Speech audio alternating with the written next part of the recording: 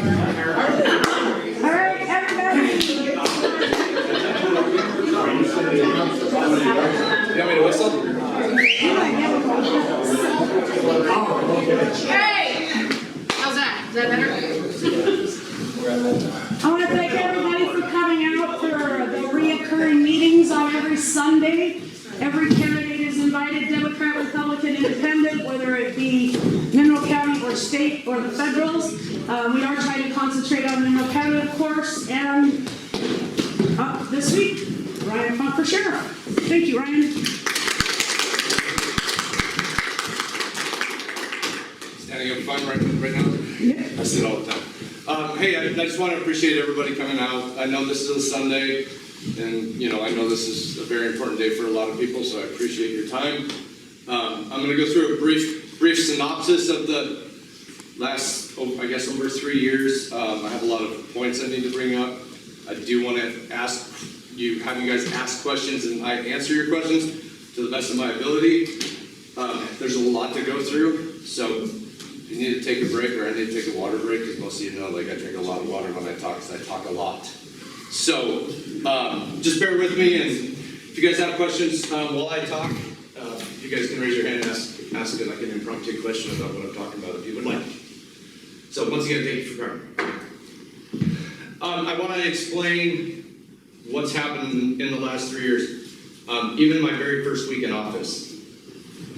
So, contemptuous, very venomous election. The people of Mineral County elected me to be your sheriff. In the first week, I attempted to hire somebody with a vacancy that we had, and his name's Micah Allard. If you guys know a little bit of Micah's backstory, is he was fired by Mike Toth and was said that he lied during an investigation. Post says that they couldn't determine whether he lied or not. He was hireable by their standards. I attempted to hire him, and the county attorney's office blocked that hiring. And we'll get to why that's super, super important. Like I said, post records indicated they couldn't determine the information that they received that Micah lied to the past sheriff. Come January 16th, 2023, Deputy County Wally Congdon came to the sheriff's office and advised my staff and maintenance on a holiday, mind you, Martin Luther King Day, where Wayne and I administratively weren't in the office, advised them that he had the paperwork to release a bale of marijuana hemp to him by the county attorney's office, releasing it into his possession. They assisted him in putting a 200 or 300 pound bale of hemp marijuana, quote unquote, that was found on the side of the interstate prior to me being elected, and he drove off into the sunset with all that marijuana and hemp. Come to find out the next day, Wayne and I come into the office, and there's a trail of happy marijuana going down the hallway, and I go, what happened? Like, what's going on? Open up the office, and it wasn't there. So that was turned into the Mineral County Commissioners, turned into the Mineral County Attorney. I tried getting DCI to investigate it, and everybody just kind of let it go. I don't think that's appropriate. That's theft. Not only that's a secure area that he didn't have access to unless you lie saying that there's documentation. A week later, after confronted, he brought up a release of evidence by the county attorney's office. Not appropriate by any standard. Later in the month, Wally stated during a writ of mandamus hearing, which wasn't under my regime, that was prior, Mike Toth, that he was working on compliance with the Mineral County Sheriff's Office, but Wayne and I had no contact about what he was working on. So how are you working for somebody to get something fixed when the county attorney's office never reached out to Wayne and I? During the first month, there was a lot of distrust with the county attorney's office, brought on by their actions, not my actions. After having conversations with several other leaders throughout the state of Montana, we made a very hard decision to hire outside counsel to represent the Mineral County Sheriff's Office during the writ of mandamus. Sorry, my handwriting is super horrible, so I'm just trying to try not to miss anything. After a short couple months of hiring outside counsel, we were released from the writ of mandamus. We would have been released from the writ of mandamus earlier, but we showed proof that we were in compliance with the deputies. That wasn't good enough for the county attorney's office, so she kept us in the writ even longer to get in compliance with detention and dispatch. So that kept it going another month. Think of all the monies. During this time, we had an officer involved shooting in St. Regis. I'm sure everybody's well aware of that. Where 5 officers were involved. 3 of these were Mineral County deputies, which left the county with how many cops? 2 cops. There was 2 cops patrolling the road. Why you ask? I bring up Micah Allard because he would have been hired in January. We would have at least 3. My job is to provide public safety to you folks, and like I will do my dangest to provide that. And Deb Jackson and Wally Congan blocked that. Have they turned down anyone else that you've put up for hiring as deputy? Yes. Micah says yes. Yeah. So the struggle with that being, and the why I've kind of like tried to make a little quick short outline is because the lack of support and the lack of, hey, hire him after the writ of mandamus isn't good enough, isn't equitable. So they left us with 2 officers. At that point, I requested mutual aid, and we received it from all over the state. I worked for 2 weeks straight, days and nights, to ensure that there was coverage. We also, at that point, had, after we were out of the writ of mandamus, we had a settlement conference where the county attorney, Lance Jasper, and the sheriff's office agreed on a settlement agreement. Sir, could you explain why you were down to only 2 officers? What happened to the other officers that were involved in? The other 3 are put on administrative leave per policy. Thank you.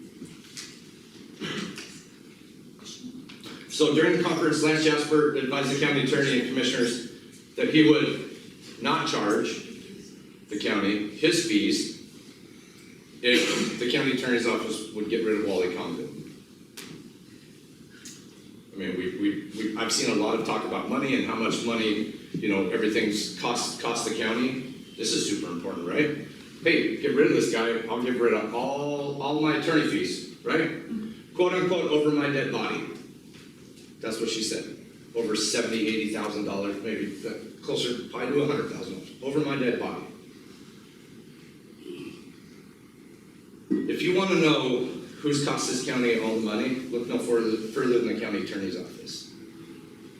Judge Vanetta also ordered a supervisor to oversee the county attorney to make sure that they were doing what they were supposed to do with the writ of mandamus at the taxpayer's cost, because she couldn't do her job. Imagining the continuing cost to the taxpayers if the sheriff's office didn't get out of the writ of mandamus so soon, if we were still in it a month ago. Like that's another over 2 years of costs that it could have been accruing if I did not hire outside counsel. Like I said, the writ of mandamus was filed under the previous sheriff, not under me. People also talk about the poor relationship between the county attorney and the sheriff. I think that's widely out there. And all I have to say is, I came into office, sorry for my really weird ways that I say things, but I came in with an olive tree, right? I extended so many olive branches, and I wouldn't say bowed down, but tried to, come to an agreement that I am now literally a stump, figuratively, right? And you could even ask the undersheriff. It's tough, right? But it's a job that we have to do, and if we have to figure okay, we'll do that to make you happy. That's exactly what we've done. And no matter what we do, no matter what we say, it doesn't help the situation. So, I think I've talked about the first crazy 6 months. Enough. Go ahead. Now I understand our DA, we are losing our DA. So will you work better with, I know there's another person that's going for it. Would you be able to work better with them? Great question. The very first time that I met Roy, he walked up to me, shook my hand, said, "Hey, this is who I am. This is what I want to do. Let's sit down and chat about the future of Mineral County." Right? I think that's super important for him coming up to me, and I've accepted that. And I believe I canceled a golf trip with my golf guys from Trestle Creek so we can make that happen this weekend. We're gonna try to sit down and have a conversation. Is he, do you know if he's a constitutional? I don't know him well enough Okay. to answer questions for When you him. take your, Yeah. you should take him golfing. I mean, I can report back to you, but yeah, we're gonna try to have those conversations, to see how we can move Mineral County forward.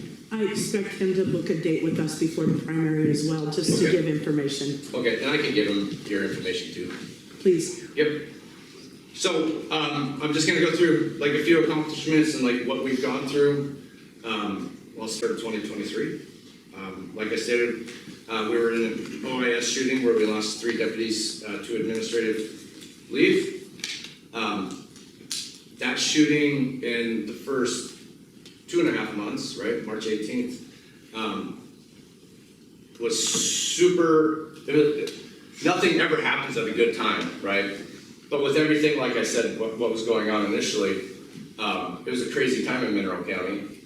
And as far as I'm concerned, and whoever else was involved, it went very smoothly. We had no fatalities other than the shooter, and everybody came back to work.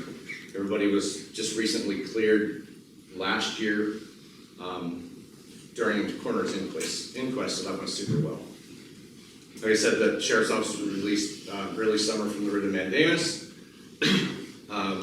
where we now have a hiring checklist for all employees, so we're compliant with state law.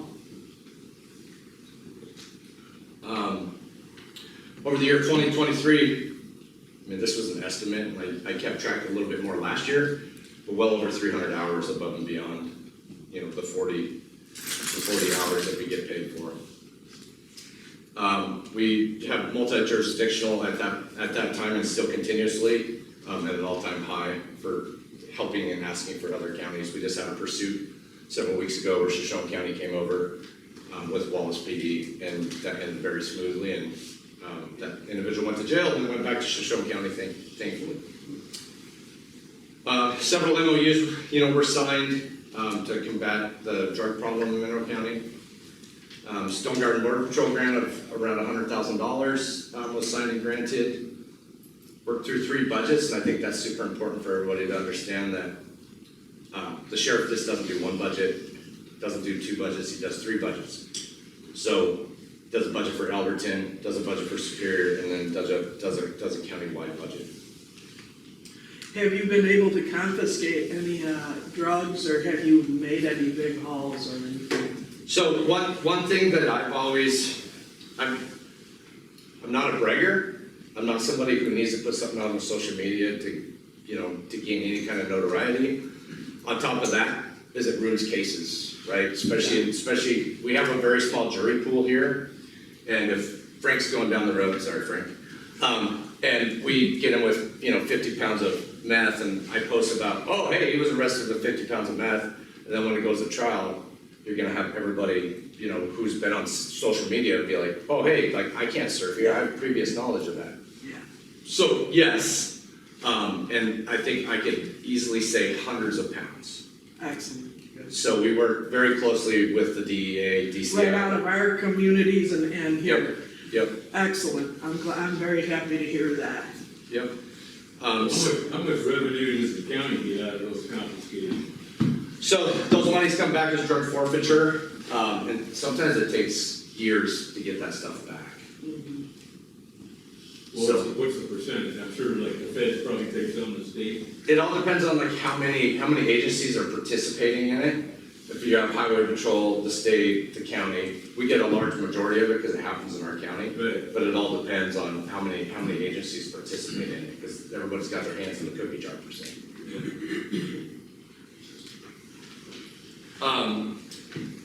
Let's see here. Trying to find my slide. Updated Alberton and Superior budgets. This is super important because since 2000, I'm going to estimate back to like 2015, It was Sheriff Bauer, then Sheriff Boone, then Sheriff Toth. Those are the, six outstanding years per se, is budgets weren't re-upped, like asking for more money. As monies go up, as pay goes up for the deputies and pay goes up for everything else, is the contracts may have been updated, but it was just like, yep, looks good. Yeah. So monies weren't there. So we've upped the budgets for the towns, tens of thousands of dollars. And what that means for the county is that's revenue coming in, that revenue wasn't coming in. Recently they bought a couple of patrol cars. They're paying for training probably for the first time since I don't know when. So they're contributing back in revenue-wise for training and everything else that they've never, maintenance for vehicles, that's all been left on the county. So we're now getting that in also. We've been going, I think we've missed less than a handful of Alberton meetings and a handful of Superior meetings.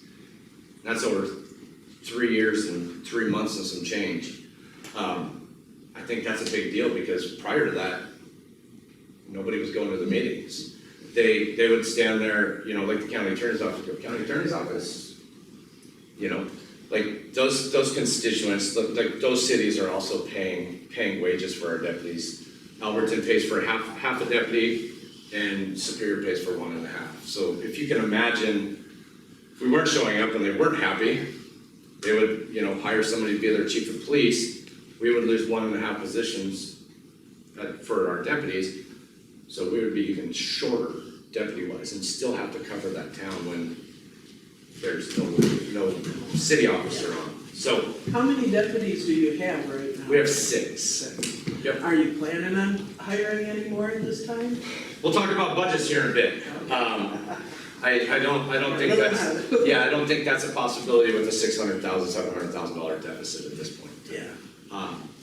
But we'll talk about that. We started in 2023. We started employee evaluations. Probably the first time at the sheriff's office. Nobody else, I believe, does them in the courthouse. So super important to say, hey, this is what you're doing good. This is what you need to improve on, and we can do improvements. People can also evaluate themselves, saying, yeah, I probably need to work harder on that, or I need this kind of training, and they can go look for that training. Not to mention the recognition of the employees. Yes, I guess it's never good having a bad evaluation, but at least you know where to go, right? Yeah. Sky's the limit, it's like you can take yourself however far you want to go. If you're down on a couple things, then work your way up. So it's good to see, this is the 3rd year we've completed all of our evaluations, and so it's good to see like there's gradual trend upwards with our deputies.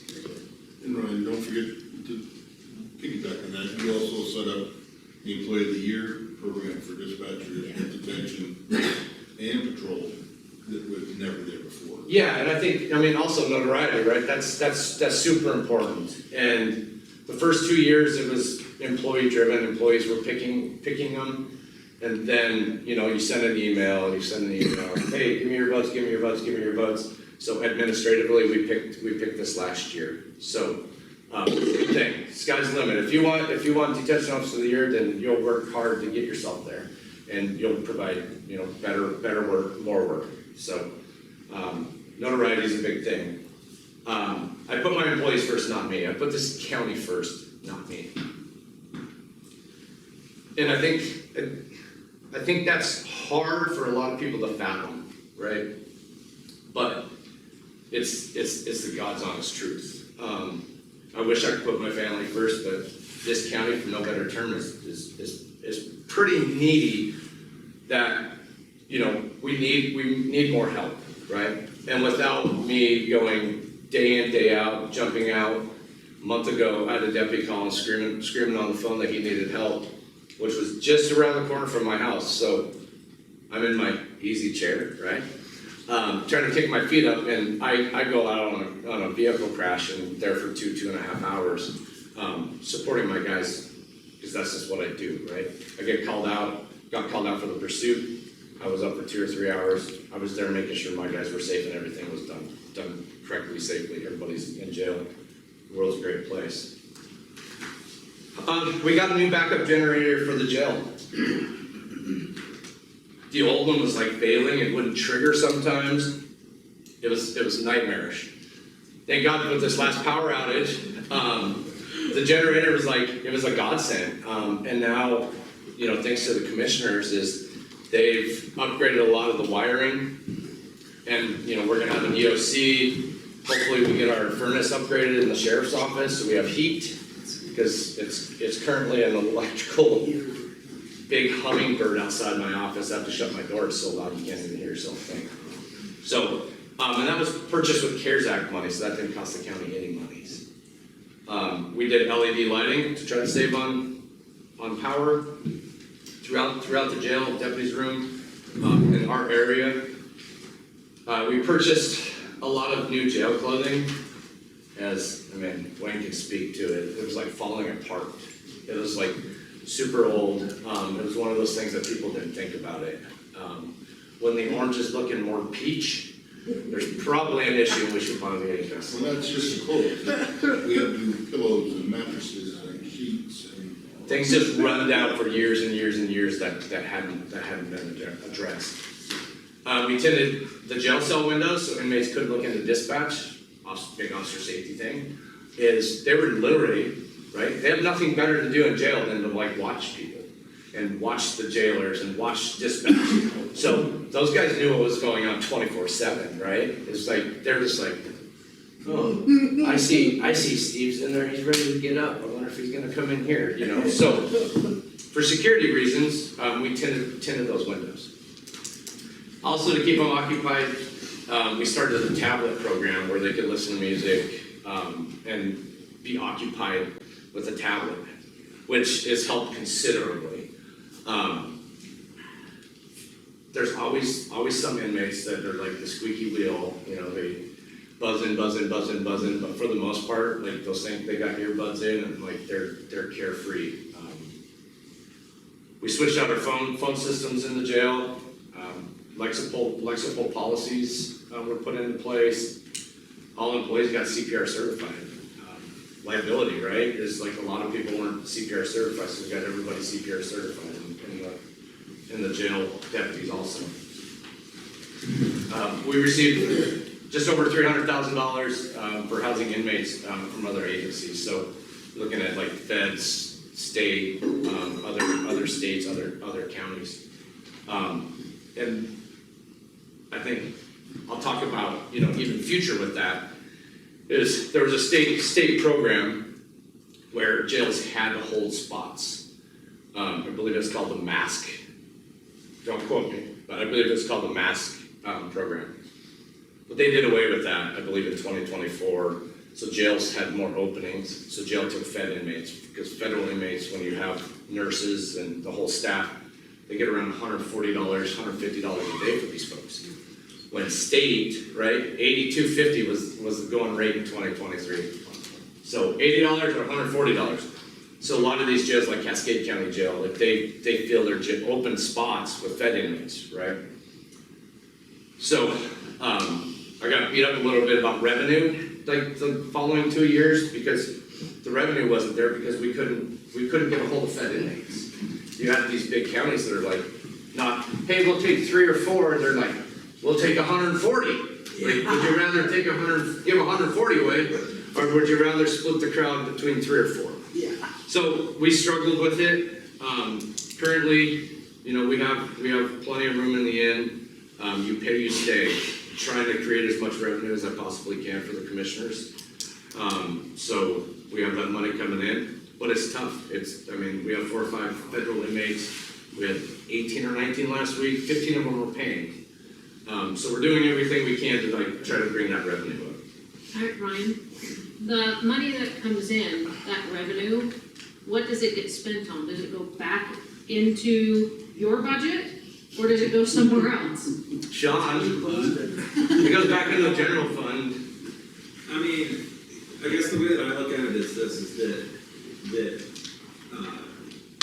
how do you sit, so we budget, oh man, I don't know. I'm putting him on the hot spot just because. So it's, the way I look at it is it's a pool of money. And so if you look For at the whole like, county. yeah, so you look at, you have voted mills, and so the sheriff's office has some mills in there. And then to keep the basic operation of the sheriff's office with deputies, detention, we'll say deputies in detention because there's been a split. And then all of the maintenance and all of that stuff, we still get all that money that we can to the sheriff's office. So he takes it as revenue, and that helps out his bottom line, but really, to me, the money's pooled. It So doesn't, it's it not like- doesn't come back into our budget. Yeah, I mean, because if we took, let's say, I'm just gonna throw it, let's say he has $1.5 million budget, right?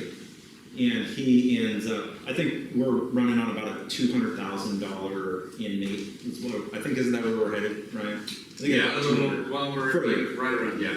Maybe a little less. 200,000. So to clarify, within the budget, is that run off of mills and tax bases? Partially, Yes. Yeah, I'll get to that too. yeah, partially. So if we took that 200,000 and we gave him all that money, like how, it's a give and take. So it's like, here's the money that we need to run the budget that he has, right? So if we take that money out, we'd have to supplement it somewhere else, if that makes sense. Okay. There's the budget that I've been through, and if you guys don't know, my name's Sean Small, I'm Mineral County Commissioner for the Central District. But there is money inflow and outflow all over the place. Essentially, we try and keep some money for backup. This last year we ran a little bit over, and I think that it's going to take a little. We don't get you guys. So you understand, and most people do, is that we're like in the 90th percentile of having non-private lands. We're like 7% private, which means we don't have a big tax base. So that affects how many mills he gets for those voted mills. And then, like the state, it goes up and down. Our valuations go up and down.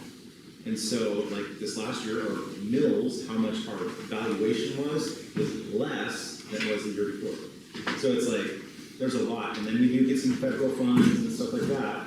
And the commissioners, I feel like we try and do, we're right on the cusp of it, we're trying to give raises, you know what I mean? Because we're low in our pay for deputies, but then also, clerk and recorders, the elected officials, it's not a great pay where the benefit is in it is insurance. So you operate in a shortage at all times?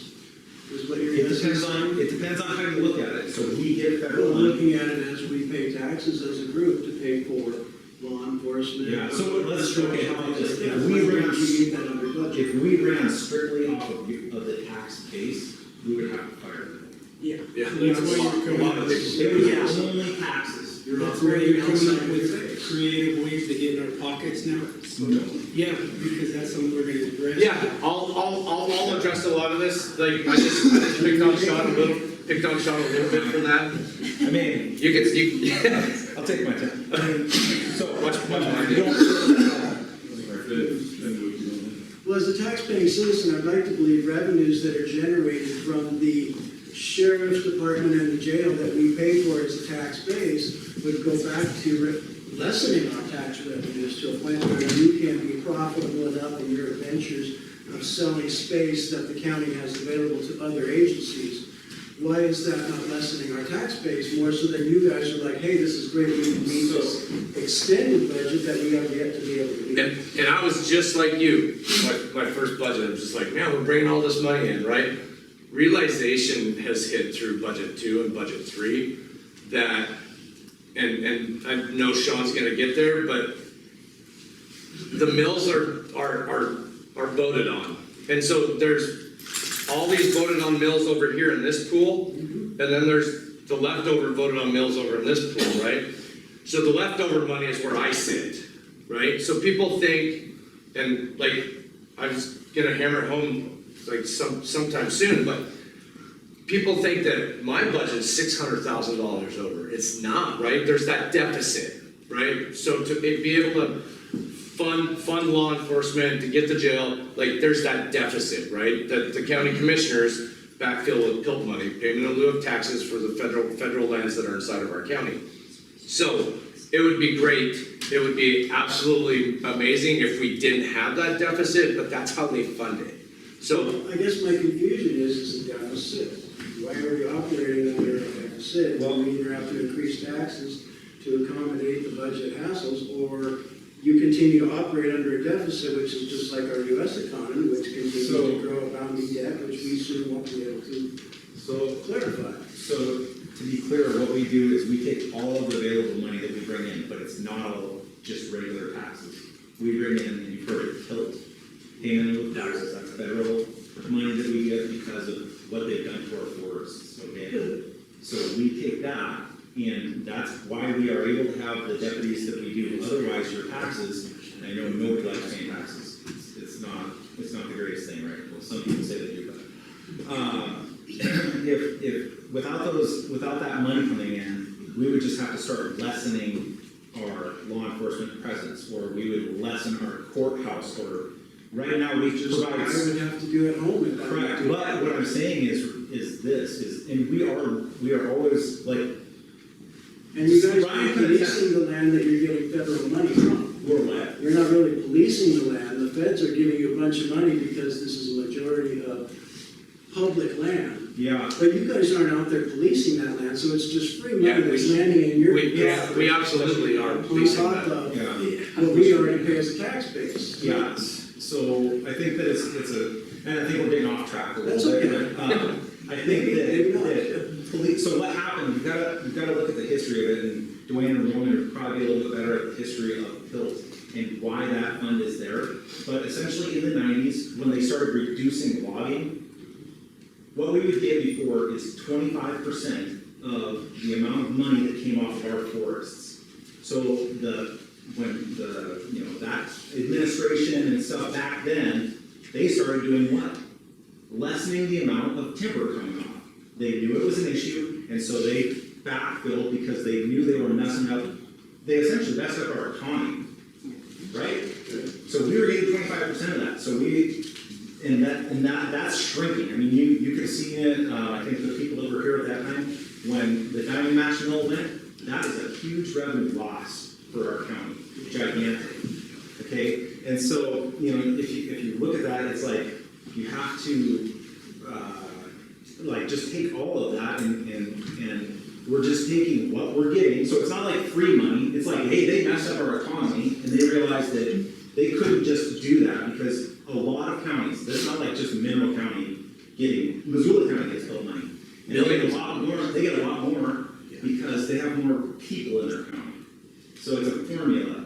And so it's like, we operate off the money that we get, PILT and SRS. Do you guys know that you don't have any road tax right now? You do not pay for your roads right now through our tax system, the way that we do it. Well, they're taxing us as a pole. That's different, actually. That's So road tax. that's a different tax, though. A lot of that tax, and I can speak a little bit to this, is going to the Department of Transportation for interstate roads. And then the other part of that that goes out is, and I can speak to this too, is a lot of the Montana Patrol is funded out of that gas tax. A vast majority of patrols. So that is not, we don't get any of that money. I take that back. We get some gas tax money, we do, and we put that back into roads. But right now, we have SRS, Secure Rural Schools, that funds, that is another federal money that comes into us, okay? And that funds our entire road department, employees, and what we do to the roads.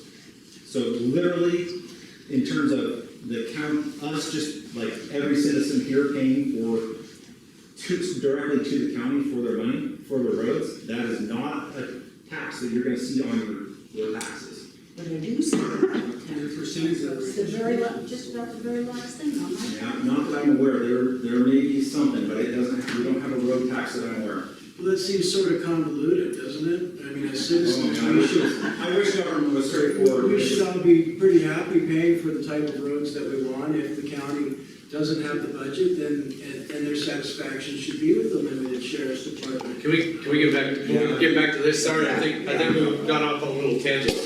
So In some respects, you're commenting on a Yep. deficit that Yep. was brought about by you, other departments. A lot of it was pointed towards the district attorney's office, which unfortunately they're not here to attribute to the confusion. So right now, it's a one-sided story as to where all the monies went, and I'm sorry, but we're in the West End. We don't see a whole lot of satisfaction from what the services are providing. Okay. So I guess that's kind of Yeah, I mean, that's- topic for us. And that's one of those things, when I took office, is when our full staff with 3 deputies, one's on the east end, one's central, and one's west. And that's been a thing, and like, a lot of the people up here can speak to that's a thing it's been that way for 3 years. But the thing that makes Mineral County, sorry, everybody, I'm trying to really talk to you, and talk to everybody else. The thing that's super unique with Mineral County is, you know, here in 2 weeks, we're gonna have 4 deputies, because one's gonna be out with surgery, one's gonna be at the academy, and so we don't have full staffing very often. And so whether it's, you know, one being at the academy, one being at corner basic, things that we're trying and have to do is it makes us very, very short on covering the county. And ultimately we have a lot of calls, but they are directed. I mean, I was just up here a month and a half ago saving 2 people's lives that, of course, I'm not like beating my own chest saying that I need notoriety, but I'm the one who broke out the windows and hauled the people out of the car. So I was up here. I drive a black truck that's not marked, you know, but I'm up here just the same. Maybe people don't see me, but Well, it's not a matter of visuals. I guess I give you a chance to talk numbers, because conviction rates are really probably the most important thing with this. so conviction rates, you can talk to the county attorney's office about that. We have nothing to do with conviction rates. Well, you do in some respects, though. Well, It's your job to provide the necessary And that, tools for the attorney's office to do that. okay, And I can talk more about the attorney's office. And that's a double-edged, Because that has its own problem. okay, and that's a double-edged sword, right? Is we push cases, right, that go through supervisors, all 3 of the supervisors, we read them, make sure there's probable cause, make sure there's sufficient evidence to convict that person, right? We don't ever want to write a ticket that you don't have probable cause for, because that's bad, right? That looks bad on me, it looks bad on our agency.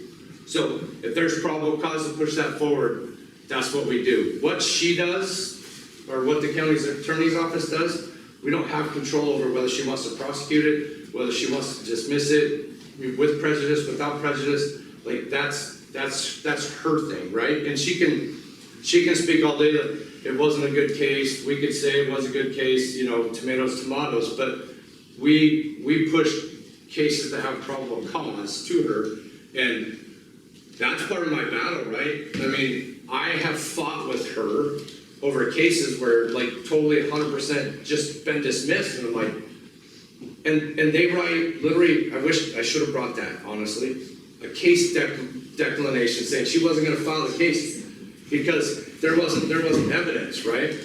And so I, as a boss, I'm like, no, I was there is evidence. So I print the case report, highlight where the person said that they were in fear for their life, and say, how's that not probable cause? Like, that's insane, right? That's crazy. But it's like her ultimate thing is like, she decides what she wants to prosecute and what she doesn't. And if I could do that job, not probably, I don't know if I could pass the bar, but if I could do that job, I would do that job also. Well, I'm not comparing the two Yeah. together, but I know that you two have to work hand in hand. Mm-hmm. And it sounds like there is a lot of baggage that needs to be shed from both departments in order to move forward in a productive way. You missed the part, we'll be voting for a new DA here. We discussed this right early, first things. I did. I did just before you For a new walked in. DA. So Yeah, she's not running. I can tell you last year, Mineral County, our population about 5,000 people, right? Last year, Who are you first? I don't know. I'm Micah Allard, I'm the patrol sergeant. Last year in Mineral County, I think we had 770 something cases. I helped Sanders County with a case that they had towards the end of the year. I think it was a day or two after Christmas. They were only on case 654. They have 3 times our population, and we had almost 120, 130 more cases than they had. So, And that's one of those things is nobody's ever happy with the schedule they have, right?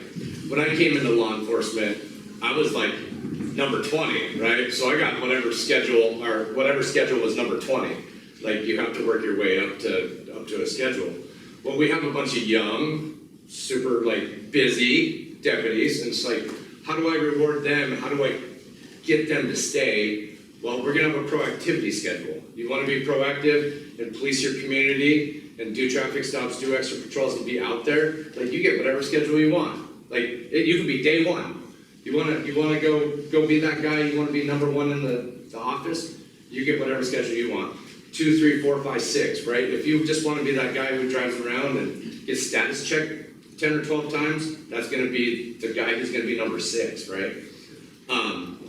Not saying he's not doing his job, right? But like, we had to figure out a way to like get people to proactively police. Like you said, you don't see people up here very often. You don't see, well, this was a thing this last year. We raised our cases, 300 cases in 1 year because we're proactively, we turn on the lights, right? On the West End, you turn on the lights and you get like 50,000 phone calls throughout the West End going, hey, what are the cops up here doing? And so that's a thing, right? And like since I've been here since 2018, and it's like, I always made it a point to come up here, right? I was always up here. I was always doing business checks, always doing bar checks. Like when I took office, that took that away from me because I'm my own secretary, I'm my own legal assistant, I'm my own a lot, right? Me and my chair are best friends, my office chair, because there's not enough of me to go around. And so I work federal stone garden, right? And so that's when I come up here to run traffic, come up here to do this, come up here to do that. So it's just like, we have too much work for six guys, 8 guys, including me and the undersheriff. We just have too much work. Too many miles, right? 77 miles. Like you get a domestic call in Alberton. There's 2 guys working. Where do they go? They go to Alberton, right? Officer safety. We always try to have 2 people on. When I got hired here in 2018, I was the only deputy working Sunday, and I was the only deputy working Monday. Right? I didn't have backup. I had 0. I literally went to a 10-person domestic in Tarkio in like 2018-19 by myself. Nor a sheriff that could back you up because one was always on injury, another one was always out of town, and there was another one that was just So care. we're doing a lot with what we have, and I understand like there's always going to be frustrations. So, you say you have a lot of cases. You say that the county attorney is dismissing these cases without charging. From my personal experience in the last 3 years, what would you do to improve that? And let me say, perhaps it is evidence collecting and how many cases were never even filed and sent to the county attorney. Cashman? So if we have a case, right, and we don't, I'm just gonna like, just because Frank sat in the front row, so Frank gets picked on. So Frank, we get called up when we talk to Frank, right? And there's possibly evidence of a crime, right? Darn you, Frank. And so we go talk to the other half, and we're like, okay, this is an arrestable, this is an arrestable thing, but to fill our jail with Frank, we give him a notice to appear. Or if through a long scaled investigation, we decide, yeah, Frank, like you're a bad guy, right? We send it up for prosecution. So requests for prosecution, are backlogged, right? Because a lot of the deputies were just, request for prosecution, request for prosecution. And I'll tell you why, is because they didn't want, to be per se, the bad guys saying, hey, there's no charges, they were like laying that off on the county attorney. And so most recently, I'm like, hey, if you don't think there's charges, say there's no charges, and like, we'll live with that. But requests for prosecutions were like super backdated. So if there's evidence of a crime, it gets charged or sent to the county attorney's office. So what, I guess my experience comes with, it didn't make it that far. How do we know it We didn't had make it 3 that far? deputies that came to the house. Woman in the act. I'm on the phone with your dispatcher for almost an hour, 45 minutes it took him to get up there. And no one talked to me. I had to ask Hughes to come back and turn my power back on, because that had been knocked out, taken out by her. And Cashman sat at the bottom of my driveway for 45 minutes having a party with her, is what it felt like as the person who had to pay for $2,500 worth of damage. And I was told, we're not going to send it and write it up because she's homeless. But yet everybody knew who she is. She was cited on scene. She was. She was given a ticket. That's not what I was told. And no one talked to me about Well, it. and Juliet, and this was like one thing that I was gonna bring up, I've always had an open door policy. Anybody that wants to come knock on that door, and a lot of you have been in my office, like, you've even come into my And office. I was accused of trying to ambush you when I brought the witness to the domestic violence that your dispatcher told 4 people was a civil matter. Okay, well, I mean, there So- ultimately axes to grind here, so. No, So no. I stand by, let me be able to talk. So, if Frank says, hey, Ryan, can I come to your office, can you set up time for a meeting? Absolutely, Frank. Who shows up? Frank, right? Because I'm set, my office is very small, you should see it now, it's like, there's tons of things in there because we don't have the storage. I'm prepped to talk to Frank, right? I wasn't prepped to talk to you and Marlis, She was okay? the witness to the thing. And I'm not saying that you ambushed me, it's just, I wasn't ready to answer questions from anybody and everybody. I was making time to talk to you. So, and that's what But I I did. didn't think I was going to be believed, much like no one was believed when the domestic violence was reported and told to be civil suit. Domestic violence is not civil, and That is and I'll get to that. Open door, okay? I have an open door policy. For anybody that doesn't believe it, go hit that bell and you'll get me to answer it. I've been in there several times. My office is 5 seconds from that door. It's not Bring an axe to grind, Ryan. I am using my personal experience so that this isn't an abstract. Frank, I didn't pick on you. No, I'm actually using an experience that I have had in this county. And my concern is, at the level of response, are you getting the investigations you need, and how can you improve that so that your success rate to the county attorney's office improves and perhaps crime rates go down? So we can always, I think if people say they can improve, then they're lying, right? We can all improve in our daily lives and our professional lives, right? So that's 100% a thing. I'll own it, right? If you think I'm a bad person, like, I'll own it and I'll make myself better. There are so many times in this county, folks, like, and believe me, like, you're at a scene dealing with something and you get called all the way to Alberton. We get pulled 50 different directions, right? And so the investigations that we do and the investigations that we conclude, could there always be backup? Like, hey, I need to go talk to Juliet today. I need to do follow-up here. I need to do follow-up here. Of course, right? There's always time for follow-up, right? For cases, but do we, right, as the law enforcement in this county that are getting pulled 600 different ways, have that time, right? And so I believed when Deb got an investigator, that's what that investigator's job to do is, like, if there needs to be follow-up, if she needs more information on a case, then she could send her investigator to do that investigation. But that's not what that investigator does. What about that base level of information and evidence that they need to investigate? Who, what, where, when, how, why? How are you going to improve that in your deputies and the way that they react to the scene? Training. I mean, we get daily training briefs every month that are issued by Sergeant Allard. Those are policy training briefs, right? So every month, they get interactions with a lot of policies, so they're up on policy, right? So, they can't say, well, I didn't know that policy. Well, you got daily training briefs. That goes towards in-house training for them, right? We have Police One training, which isn't the God's greatest training. However, it's post-certified training, or 2 hours trainings that they do every month. This county is too small, and the manpower is too small to have 4 people working and send somebody to training because they want to go to training.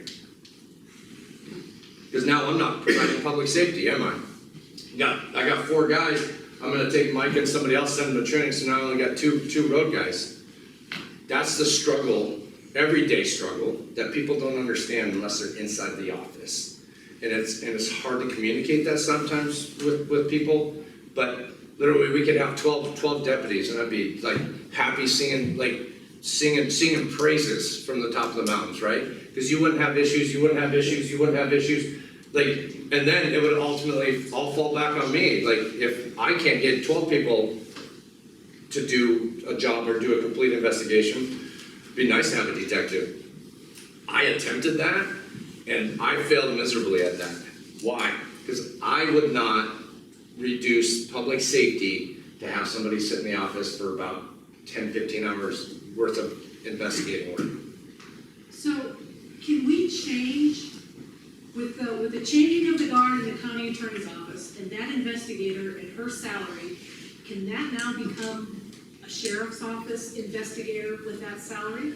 That's gonna have to be something talked about between the county attorney's office, sheriff's office, and the commissioners. That was my suggestion. Is that something you're willing to do? Absolutely, absolutely. I think we need somebody, a sworn investigator, not somebody just off of probation.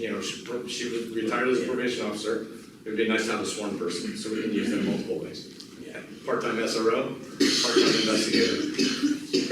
Well, if you're doing a post-certification in-house, you just said SRO, why not have an SRO do background check on it, and then screen for people that know how to do some type of investigative work at some level that it would transpire into police investigation, and do the in-house training, they're sworn, and they could go out and do the investigation, or once it gets kicked off by the officer, the officer could hand it over to the reservist, and they've done the training, and they could gather the evidence. So an SRO would have to be a sworn person, which counts towards that negative $600,000 budget, which would just keep creeping, right? Car, gun, taser, that guy needs all that. Well, they're unpaid. They're volunteer, but they're an SRO, so That's not a thing. Yeah. so you don't have. You cannot do that. They have to be paid. Yep. Per MCA, they have to be paid. What? Per MCA, they have to be paid. And they'd have to be insured too. Well, yeah, you have to insure them under workers' comp. I mean, you'd have to have workers' comp coverage. The biggest thing, Steve, is the uniqueness of this county, right? Is, we have Gordon, who's an auxiliary reserve, right? I was gonna get to that, but I mean, ultimately I could probably talk up here for like 7 or 8 hours, and I think I would put you guys to sleep. But, Gordon, when I took office, like, you push the evidence door, you barely get in our evidence room. Right? He's an auxiliary reserve. I pay him a stipend, because he covers court. We had a reserve who normally does that, like does court, because that's part of my duty as a sheriff, is like giving somebody for district court. Is he does that also, right? So when he's up in court, I give him what's called a stipend. And so we've cleaned that evidence room, like it's all cataloged, it's all ready. There's things from 40, 50, 60 years ago that haven't ever been destructed, like cans of beer and like crazy things that I've seen. I mean, it's bad. Like, we have them all in totes, zip tied, in secure storage, waiting so we can do a destruction order. So you can't have a volunteer that you did a background check on it that knows how to secure evidence and come in and sort through the. I mean, I can do the same, I can swear you in as an auxiliary reserve, just like Gordon. And then you don't have to pay, you just gotta, if you're on duty, you just gotta cover for workers' comp, right? Yep. But then you got an unpaid person that's gonna give you some man hours and help you help the community, help public safety. And my door's being knocked down daily, Steve. and I know you would be willing to, but like, people aren't knocking my door down and like wanting to contribute time and like help me. And I know from my experience with you is like you would be willing to. I mean, you were willing to take on search and rescue, you were willing to take on a lot of things, and like I would welcome that. Have you gone out to the community and asked? What's it? Gone out to the community and asked, and people aren't, either they don't know of opportunities, or B, they don't know where to go for that, and they don't know what's available. I mean, that's a super good idea. And I'm not trying to be a smart aleck anyway, and on my free time, it's tough, right? And so, you know, maybe I make a social media post, or have my wife who takes care of social media, like make a social media post if you're willing to, and then you get into, you know, background checks, and, you know, it's tough for the amount of people we have to like be able to fully, you know, Gordon comes in and does his thing, but to have 15 or 20 people is tough. Well, I wish we had 15 or 20. Well, and in the fair time, we make sure that we're sitting there through all the hours of the fair, open to you guys to discuss whatever it is that you want to discuss with us. What are our needs? What do we want to do? Where do we want to see? And I can back up Ryan here 100%. We don't get people come to the tent saying, hey, how can I volunteer my time to help this agency? Well, we had one guy last week, he's on felony probation, I don't know how much you can donate, right? Those people want to donate their time. But literally, we're not having our door knocked down. And like I said, well, maybe I'll make a post saying, hey, if somebody wants to donate time, you can pass a background, like let's make it happen. But When your residents sitting there with nothing to do but listen to you. you're hired. See? Stanley tried to volunteer. Interested in being like a ride-along with Dad. Is that? So she said Jeff Stanek tried to volunteer. So, and that was like one of my big things, like let's build this reserve program, let's build out, right? In Ryan's dream world, and I'll just call it a dream world, is like, hey, like, you know, I want like 10 reserves so they can, you know, come out and do this and do that and do this. So imagine the liability. I'm gonna pick on Steve now. I'm toxic. No, Steve wants to be reserved, and Steve wants to go work on the road, you know, to be able to cover shifts if Mike is out. So they go through a 3-month field training program, and normally the academy, and a lot of hands-on stuff, for them to be on the road by themselves. How do we provide the same thing to a reserve that has maybe no law enforcement training? I have to buy him a gun, I have to buy him a taser, and I have to get him a patrol car, and I have to pay fuel for that car. So What about ride-alongs? we can do ride-alongs. Yep, there could be a second person in the car. So with that also, right, we have to send them probably to training with the county attorney's office so they know the use of force continuum. Because I don't want Steve busting out of the car because somebody took off running and like shooting at him. I'm not saying that Steve would do that, but liability is super, super, super, super high in law enforcement. And so we have to make sure that if our reserves, like Joe Bettis, who's been a reserve for 25 years, has been doing it for 25 years, those people are hard to find. We have a lot of retired cops, right, in this community, tons. You know how many want to be a reserve? Zero, because they've had it up to here being a cop. But and Stanek had law enforcement experience. they want to be free. Stanek has an application into us to be a reserve, okay? Yeah, he says he's in the back.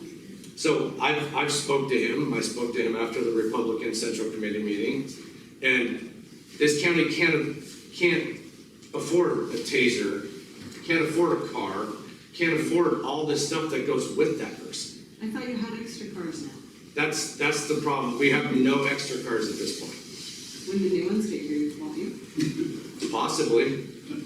I've been waiting on those for 6, 7, 8 months. So, but putting somebody in a car, there's a lot of liability without the training. But if you had two guys, if you have a reservist with one of your deputies, now your two deputies on shift can cover more of the county. Absolutely, in the And that grand scheme of doesn't things, require a car. which they have to go through training. You just can't throw Steve in there, give him a gun, and say, hey, I go, don't think anybody's arguing that. go with Micah. Okay, there's, Brian, there's a part of this that nobody's talking about. And that's if you're working for free and we make an arrest, or there's booking, and now we have court. There's reports. So we have to, you're not getting paid, you have to come in, be summoned or subpoenaed. You sit in the courtroom all day long waiting to testify. I understand that. Not paid. I understand. People don't want to do that. They want to come out and help us. But in the long run, it's not a sustainable So that's been a deal breaker for resource. people in the past? Huh? That's been a deal breaker for someone in the past? Yeah, yes. Yes. You want to work for free? I do work for free, 6 days a week. Well, what I'm saying is that I run a business, that's it's what, just well, so that's they not don't working no for money. free. And I You're work running a a second business job. you're getting a benefit from. Okay, this is something that's. Okay, let's. Yeah, I think you've done a good summary of the things you're up against, financing, working with and without county attorneys, DAs, and all that, there's a lot of challenges. And I think you're trying to get to the point of what, if you're gonna summarize, like, what is Ryan's view for the next, if you get elected? What is your view? How are you gonna accomplish things? What's your thoughts on how you're gonna do these things? And then, maybe you can get through that and then we can have a question and answer. So Okay. keep getting. Okay, yeah, no, there's, like I said, I think I talked to you earlier, like, there's a lot, right? I really, sat down and processed, questions and processed, like, things that we've accomplished. Sorry, you sat down. And like talking to you, I'll be the first full-time sheriff in Mineral County since 2015, right? I didn't run when the times were tough. Like, I stayed here and like I stood my ground when I believed things were right. I stood my ground. I wanna address one thing that like a lot of people are up in arms about. I wanna talk about this Brady deal. It's like this cloud over my head. So that was an opinion from Judge Vanetta, December 10th of last year. That was an opinion by Judge Vanetta because my attorney didn't answer a brief a year and a half prior to that. So my side, the evidence that we have was never produced to Judge Vanetta. He ruled on what the previous county attorney said. So since then, my attorney, I believe, is a 70-page brief.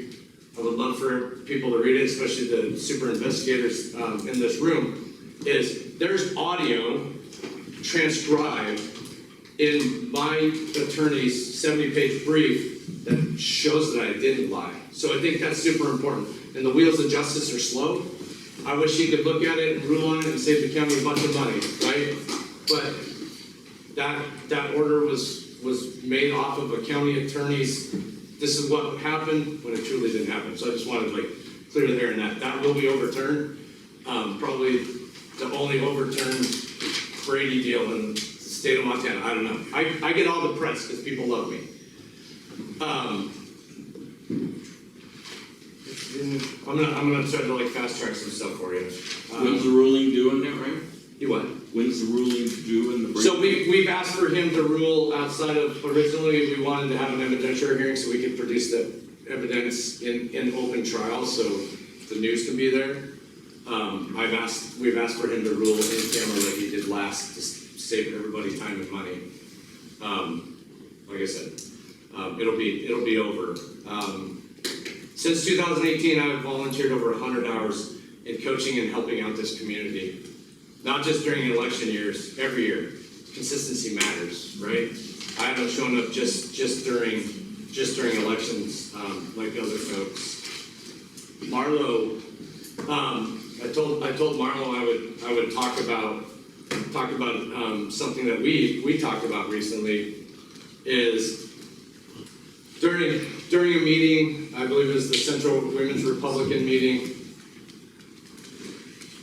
I was asked about a new policy that the Superior Fire Department had about carrying guns in the fire department, right? They have no policy. I talked about it as well as I could defend myself in that meeting. Do I believe firefighters can carry guns and should carry guns? Absolutely. If you've gone through the proper steps, proper training, absolutely. You have a right to protect yourself also. Just as I believe, if you have talked to Jeff Stanek, I think teachers should carry. If there's qualified teachers, who's going to take care of somebody trying to harm our kids before the cops show up? Teachers. Capable teachers who have the training and the capabilities of being able to take somebody's life. Those people need guns in the schools, right? That'll make our schools safer. So, Marlo, absolutely. And like I said, let's work on it. Let's work on it with the chiefs. Get everybody together and let's work on it. All right. Well, what kind of training would you require? So to make you feel safe and loud. And talking to Marlo, as I think with this new county attorney, as we talk with the county attorney and say, hey, your insurance company, maybe your insurance company says, my insurance company. hey, let's get this done, but let's work as a group, like we've always done. Yes. And come up with consistency for all fire departments, so we can say, hey, this is what we've done, and let's share it throughout. There are members of Superior Area Ambulance that do carry on duty. Yeah, and so that was one of the things that I talked about is there's also an individual in St. Regis, and I wasn't trying to be like a smart aleck or facetious, but literally, I've gone to calls and see this belt loop. I've seen derringers just flipping around on belt loops. That's not safe, guys. That's just unsecured guns that are gonna get reintroduced to the bad guys, right? Unsecured gun is not a safe gun. And so at the St. Regis officer involved shooting, right? I raised my gun about shot somebody because I couldn't tell who they were. They were holding a gun that somebody just reached out of their back pocket and handed to them, but they were standing over the victim and an EMS person. And I raised my gun off safety and about shot somebody because I didn't know who they were and they were holding a gun, hostage. That's how scary and that's how risky this is. These aren't toys, right? And I think if people can go through training, have some kind of secure holster, not in plain view where you can save yourself if you have to. I understand, the shooting over in Coeur d'Alene. It's a scary situation. I would never put the fire department in that position in the first place. That's why we're be avoided. Sometimes, yeah. It's just sometimes we can't avoid walking in a bad situation where we get shot and we're armed. So I think as long as we work together as a whole, then we can absolutely conquer that. I've also done let's talk about the West End. I've done letters of support for the West End Fire Department. That's, I would hope, assisted you in getting grants and stuff. I don't know if it did or not, but that's what I'm here for, right? Frank calls me and says, hey, can you do this? I drop what I'm doing, just like my open door, and I get him a letter of support because I think that's important. Gave them a radio, free of charge. I could have charged him for it. $5,000, $10,000 radio, Motorola radio, so he could put it into his fire truck for better safety. We spent $200,000 in ARPA funds to update dispatch. We've put a new antenna up on the West End. Our radios are in a nice Connex box with Montana Highway Patrol. I got approved. I don't know how much you guys follow social media. A $2.889 million grant that I put in for in 2024. We were awarded. The president signed it in January. Excellent. So nothing that any other sheriff that I know of has done, and it helps 5 counties. Helps Lake County, Sanders County, Beaverhead County, Mineral County, and Lincoln County. It's going to help all these counties that have the same issues as we have. Money. We have 4 outfitted patrol cars in here. $400,000 worth, 2 upfitted transporters, 2 site repeaters. This mountainous topography is nightmarish for radios. And I'm not a professional with radios, but we put radio repeaters in our cars, so our handhelds. Fire department, hopefully once we get them all programmed, their radios will go off of our repeaters. That's like increased it tenfold, right? So we have 2 site repeaters, $25,000 each, that we can put up to strategically help us. One for up on Beacon Hill up in St. Regis, and probably one to the east, because for the most part, I think we're getting better here. We are getting better. And the sky's the limit, but everything costs so darn much money. Detention. Before you move on the repeaters and Yeah. communication, is the west, or the lookout box, the whole communication system that was up there that took such a long time to get going, is that fully functional and Yeah, done now? has been. Excellent. We worked with them to get that going. Yeah, and it's remember it was a very- nightmarish. It was. But it's just like, hey, we're gonna get this box to you next week, and then, hey, we're gonna get the box this, And then snow came. we suffered one winter of the leaky box, which cost us how much money, and that, I'm super bad with names, but, huh?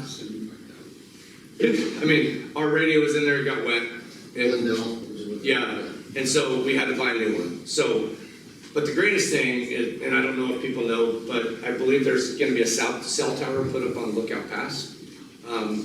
Been working with Brian Rosser with Lookout Pass, the ski resort, and we're even thinking about and trying to figure out how much analytically we can move our stuff up there, because it would be a way better sight picture going down the pass instead of tucked up where we're at. So I've been talking with Brian, so he says as soon as he knows about that, then we'll work on trying to get our antenna up on that cell tower, which will definitely improve that radio. The radios, when I came here, like, you might as well beat somebody with them because they didn't work. Like, it's a weapon of opportunity. It was horrible. Cell phone service the same. So these are things that outside of the box and without spending county funds is like something that I looked at and something that I put in for. Like, I poured my heart and soul into this. And so detention safety's been a topic. When I took office, it was like we didn't have anything in detention, right? Now we have repulse spray, which is like pepper spray, but it doesn't, once it's sprayed, it doesn't go throughout the whole entire courthouse like pepper spray would. It's vinegar based, it burns your eyes. It's a tool that the detention officers can use for safety. Also, detention staff vest. We're in this grant, we were awarded, right? 7 detention officer staff vests. The jail's been open for 30 years and they've never had detention officer staff vest. Some people say we have 1 staff vest. That is untrue. We have 0 staff vests in our jail. So we're trying to improve safety. Is, you know, I could handle another 4 or 5, 6 detention officers. Would be amazing. Make my life easier. It'd make the undersheriff's life a lot easier, but we spend a lot of time in the jail. If there's an unruly inmate and we're in the office, guess who goes in there and deals with it? Wayne and I. Because sometimes we're short on staffing. So we're spread thin. Like, we're the jack of all trades, master of none per se. It's like we're like an octopus. Like, we're doing all these things. We're taking care of our personnel, and then something happens in the jail, we're in the jail. And then if we can't transport, then we transport. This is the budget as of 2/12 of 2026. Be more than happy to show you this thing. This is a nightmare to read. But as of February 12th, we're 48% of our budget, so we're under budget. We've got 52% left. And that's for the detention center. That's quarterly? You what? Quarterly? They give me these monthly. And so, and that's another thing. Like I said, I could probably speak for 10 hours. I go through these monthly because mistakes get made. One month it was $15,000 put in the wrong line item, which made me look really over budget. And then Facebook lights up that I'm severely over budget. Mistakes are made.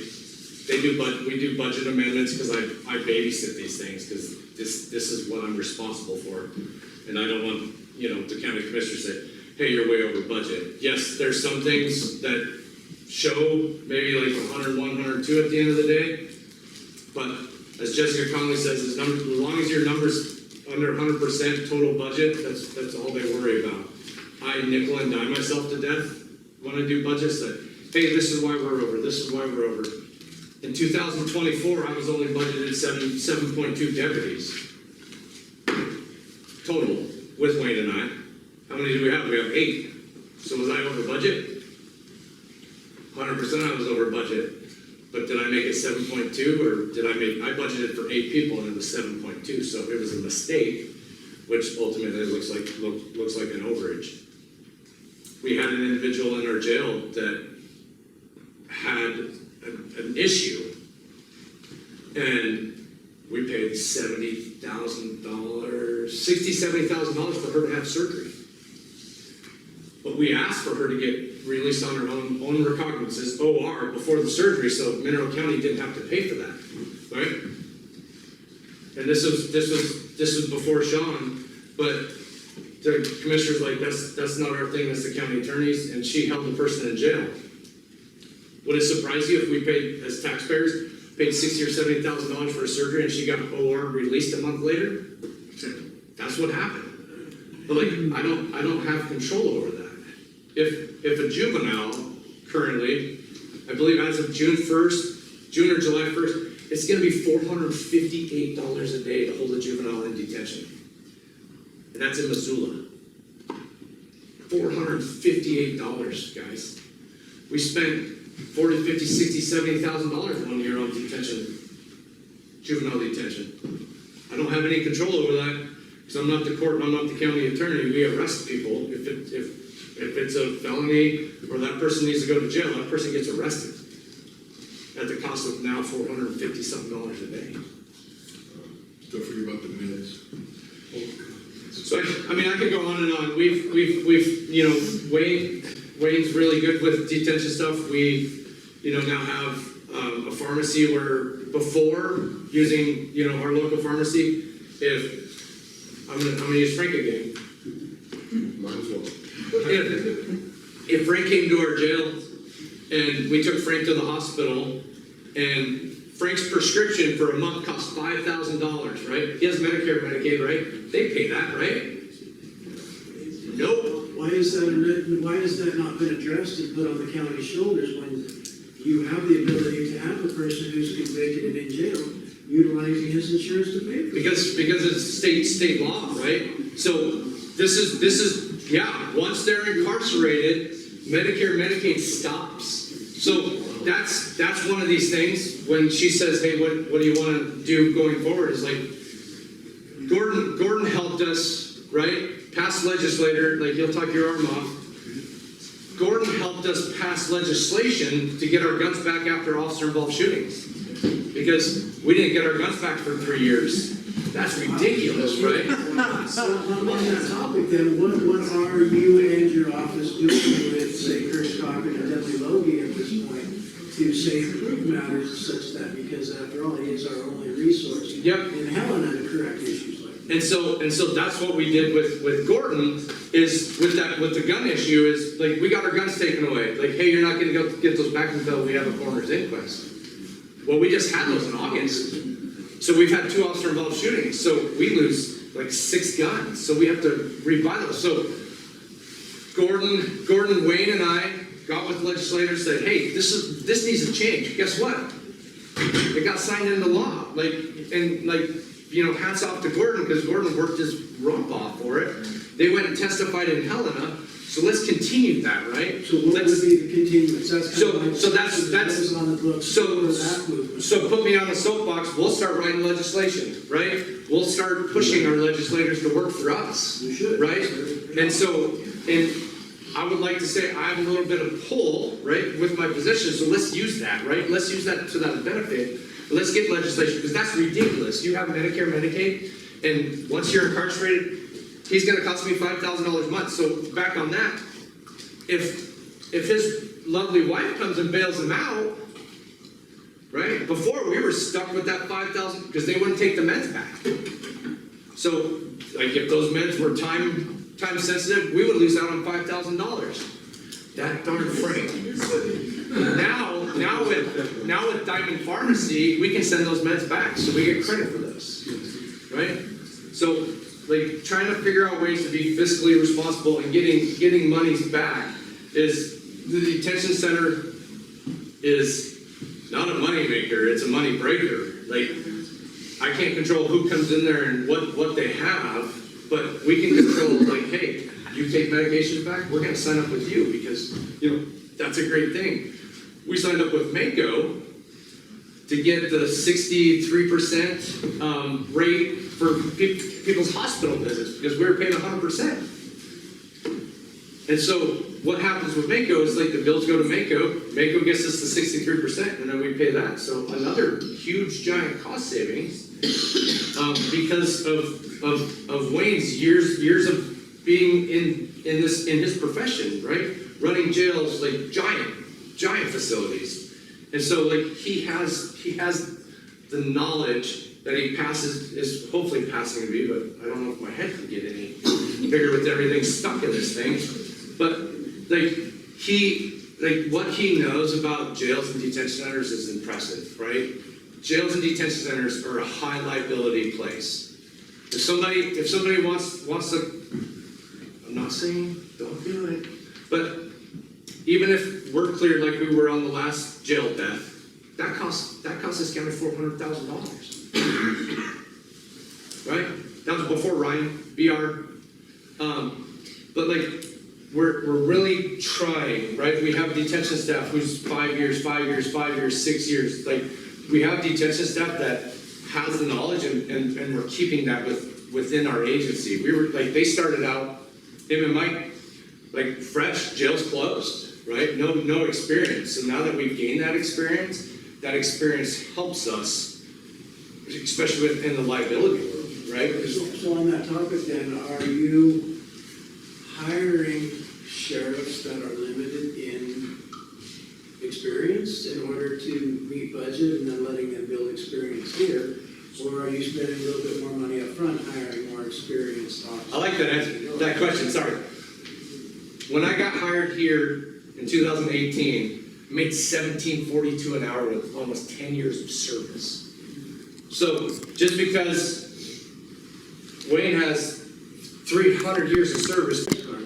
Why is that a deficiency when who is responsible for hiring these people, looking at their resumes and picking and choosing who would be the best candidate? And on that note, if you hire somebody that's less experienced that would love to get a foot into a door of your agency, puts in a couple of years, they're out the door. What are you going to do to keep them around? So, I mean, morale, like team building, like, they gotta love Mineral County the way I love Mineral County. It's like, I've been recreating here since I've been 15. For those that don't know how old I am, I'm not 30. If you want to say I'm 30, I'm your best friend. I turned 47 late last year, December 18th. Like, I've been recreating over here since I've been 15 years old, right? Like, Mineral County means something to me. I know Mineral County. I know Mineral County a lot more than a lot of people in Mineral County. But we have to, like, recreation, right? We, like, hunters, like snowmobilers, like those kind of people. Like, it's off our wage, it's almost impossible to buy a house here at this time. Like, it's crazy. Rent is, like, historically crazy. So, like, those are the things that we're gonna have to combat. And talking with Juliet earlier, is there's a House bill, right? 813 that allows for workforce housing on county property. And that's something that I've worked with, I know the commissioners are working with, and I think that would be, like, super, super important to get. If we can pull state land, get state land, we gotta make it more affordable for teachers, doctors, nurses, like first responders. I mean, all encompassing. I wish I could make it cheaper for all of you. This is geared at lower income. This Yeah. isn't geared at doctors, unfortunately, but But it's like, we need to like figure out ways, and like, I'm all about trying to figure out ways. Can I, now I know you said, the stuff you take in, you dispose of. Is there any way to have like auctions with it where some of it that's auctionable, maybe you confiscated a car, maybe you confiscated a home, why can't those homes become part of the sheriff's department so they can house new sheriffs or, you know? Like, you're talking like seizures of houses? Yeah, if yeah, I can understand if you busted somebody cooking cocaine, you don't want anyone in the house right now. So seizure laws are really hard, like state, like federally, there's a whole lot less restrictions. As far as the impound lot, like Gordon, like tapped himself on the shoulder, we're getting closer and closer and closer to getting the impound lot cleared out, right? And that was a mess before me, definitely, before Wayne, that was years, like cars that sit out there, they get broken into, so hopefully that's gonna be, we're just waiting on a judge to sign an order. Will you be able to Yeah, auction? we'll auction, Oh, yes, that's yes. good, okay, that's what I was. We also have a lot of stuff in the old dilapidated moldy fire hall that we're also hoping to get an order and hopefully get that auctioned out too. So Thank Sean for a lot of work on that also.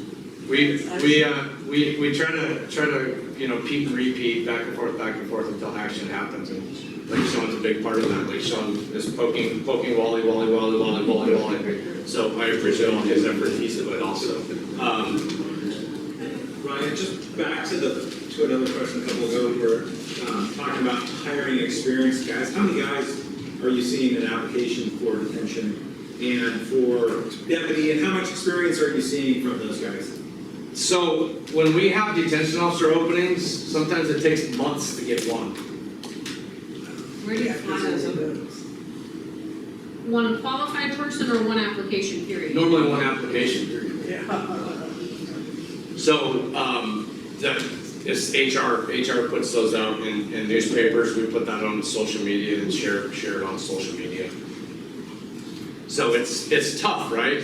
One applicant, or two applicants, and sometimes, I hate to use the term, but like beggars can't be choosers sometimes, because of, pay, rent, and everything else. It at least puts us in a bad situation. I wish that we could pay comparable to Missoula, and then we would draw a lot of those people that are traveling from Mineral County to Missoula, right? If we can, be a little bit more comparable wage. But, if you're starting at $30 an hour in Missoula County detention, and we're paying $17.50, where are you gonna go? So it falls back to state legislation to sort of regulate or equalize that. Yeah, and I've tried that. Not last year.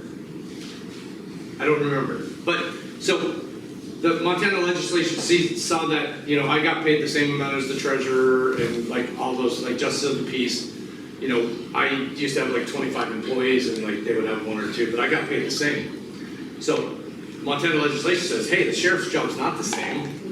The county commissioners may, right, pay the sheriff above and beyond a percentage more than the other elected officials because, of course, their job is, more demanding 24/7. I don't get much sleep. I don't get many days off. So what has gone on is like they've given a percent here, 2% here, and that increases the deputy's wage, but it doesn't do anything with detention. So another thing is people said that I threatened to resign if I didn't get my way, right? That was what was said. I absolutely threatened to resign, and you know why? Because during a budget hearing, they tried taking that a percent or two away from me, right? So the deputy's wages are based on my wages. So if you take money from me, who do you take money from? You take money from the deputies who are out busting their butts, right? So I said, if you do that, like, I'm gonna resign. Like, that's ridiculous. Like, the hardest working 24/7 people, you're gonna take money from them, but give raises to everybody else? Absolutely, I resign. Like, I had over half of them behind me. So, that's ridiculous to think that you're gonna take you can't pay us enough, but you're gonna take money from us. So absolutely. If anybody else I did that, I absolutely did that. And I think that's a true leader. Like, I was in front of those guys, and I fight for them. Like, I fight every budget season for whatever I can get. And I bring up a lot of ideas. May not be the most popular person when I bring up those ideas, but one of the most recent ones is we have three libraries in the county, right? The county pays for all of them. Well, I have the MCA. So there's a Montana code annotated that I will send Sean, but joint city and county libraries. So the county can sign with the city and have the city take some of those costs of the library, maybe to open up some monies in the budget, right? May not be, I told Sean, I'm like, maybe it's like $100,000, but let's say it's $25,000 or $30,000. That's $25,000 or $30,000 more than anybody else has looked for. I'm an outside the box thinker, and I think I've done a lot and looked for a lot for the county. So, I just have one comment. yeah. So, in consideration, there may have been other reasons, but when you get to meet the other person who's running, Ben Banks, he did that. He worked for Mineral County, first time as a law enforcement outside of the military, and wasn't with us very long. Went to DCI, and now he's coming back to run here. So that would be an excellent question when you're talking about, Ryan did hire somebody with experience, but why did he leave? Again, I know there were other. Since you brought it up though, Ben did work for 2 other sheriff's departments before coming here, and one of them was Missoula County, so I just Do you guys ever advertise So, outside but of the state or like New York? Why Because I did know he they're. leave one of those other They cities? know. And then you That see guy what he's said running it's up more against, funny what than he it has was. to I was have like, enough wow, people what was to it kind of apply. Well, it's the kind of that's what I said, that's the way I said. You get their foot in the door, you're back ass county, get their experience, and then fly out the door. And- Maybe and- institute some contracts with these guys. If you So- get hired on, you're forced to do 3 years. So worth. contracts, I don't think contracts are enforceable. At least our last county attorney, Ellen Donahue, said that they weren't enforceable. So you can have them sign it, but the minute they want to go, they Why go. would the contract not be enforceable? And It's They not a did it, contract. right? Like the county did that. Yep, that was before me. I'm a contractor, and Yeah. unfortunately, through our experience, I was able to exit my contract due to unsafe working conditions. Yeah. I just don't understand why. It's something to look at. But yeah, so and I think that's a good point. Is I've been here since 2018. There's been some pretty rocky roads here. Sheriffs and everything else. Working conditions. When I got hired here, I lived in the Petty Creek Fire Hall down in Alberton. If you've ever been down there, it's like a slight grade, very, very slight increase up to, where you can go underneath the overpass. I couldn't make it out of the Petty Creek Fire Hall because my tires were so bald. Travis Manning, who I took his position, said, good luck getting tires. Like, I've asked for tires over and over and over. We were driving 200,000, 300,000, like, chitty bang bang, like, going to calls, 100 miles an hour. Like, those were rough times, right? I've been here since 2018, and I'm not willing to leave. I'm not ready to leave. So, I've been here the longest. Micah next, but like I've stuck through the rocky times for this county and the taxpayers here, and like I'm not ready and willing to leave. So I'm here to fight, and that's what I do. I'm afraid to ask another question. The grant that you applied for and got, that splits between the 5 counties, can any of that be used for deputies or no? No, it can only be used for what's appropriated on here unless they reappropriate the monies. You splitting that with 5 counties? $2.89 million, yeah. Which one of those people in those counties would help you put in for the grant? Nobody. Well, why do they get any of the money? So, can I stand up? So I was approached by Zinke's office. We were trying to figure out a way to where we could have 5 or 6 agencies, right, for one appropriation, because what happens is like they appropriate out. So I believe Congress can have 15 appropriations, the Senate can have 30 appropriations, and if I said that wrong, correct me. I think that's right. And so instead of having, so we have 5 counties. So instead of it being 5 appropriations, leaving the congressman with 10, it's only 1 appropriation. And his congressional peeps, I don't know what came from DC a month and a half, 2 months ago, and they said that like this is something that like I've pioneered, something that's going to be used more frequently, so they can get more bang for their buck, get more appropriations, as far as using this as an example. And so they put in like letters of support. They asked for items, and that's this the spreadsheet that I got from Zinke's office. So Lake County, Now he's feeling. yeah. So Lake County got $200,000. Sanders County $965,000. Beaverhead County $200,000. Mineral County $725,500, and Lincoln County $799,000 for a total of $2.8895 million. So when does that next grant open up? So it's gone. I believe it was like a couple days ago. Sean and I were trying to figure out, hey, what do we got going? I need to concentrate what's in front of us. Like once this money comes to get this allocated, we're housing this. So once we get the money until it's spent, we'll be getting interest off of this money and fiscally responsible, right? This is what was requested by Jessica Conley, who was our money lady. So that's hired by the county. Where's the interest slide? Where's the interest slide? General fund, I like this guy. He's like him and I are going to get together good. So yeah, general fund. Most everything goes into the general fund. What I have done in the past is like contracts, interlocal contracts and agreements. That's where they come in as revenue. Because I was using those funds for training, I had to do a budget amendment, and that money did go in there because one of them was for training.